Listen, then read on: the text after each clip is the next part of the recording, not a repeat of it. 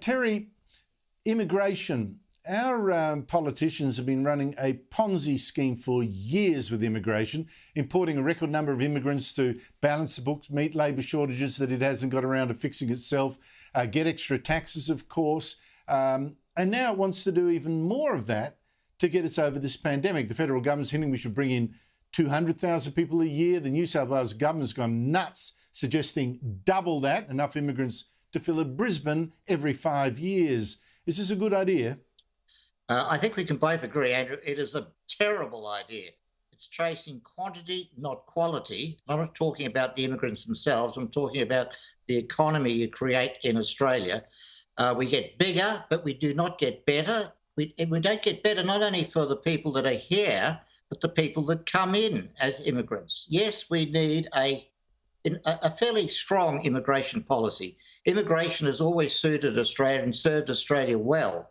But it's got to be managed, it's got to be reasonable in size, and it's got to focus on skills addition to the Australian labour force rather than just adding numbers to the labour force.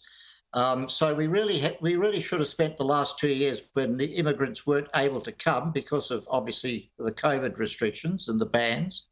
But we should have been spending that time thinking very clearly about what is a clever immigration policy going forward. What sort of number should we have as a starting point? I would suggest somewhere up to 100,000, nowhere near the 200,000, 400,000 figures that have been tossed around.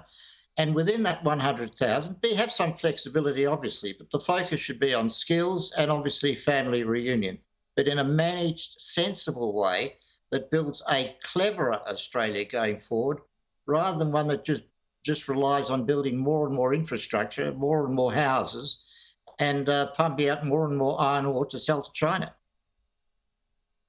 Yeah, I know the government's saying, oh, look, well, of course we're talking about 200,000 skilled immigrants, but as demographer Bob Beryl has demonstrated in the past, the skilled people tend to work in areas that they're not skilled in, and it's really, look, it's just so loosely administered. It's so dubiously to our benefit. We're not getting richer per person. And this is the thing, not richer per person by this immigration. And lives are becoming much more unpleasant. Lives are becoming much more unpleasant in Melbourne and Sydney. Bigger does not mean better. Exactly. Exactly right. I don't get it. I really don't get it. A shame again. And Dominic Perrottet is falling for this, of all people.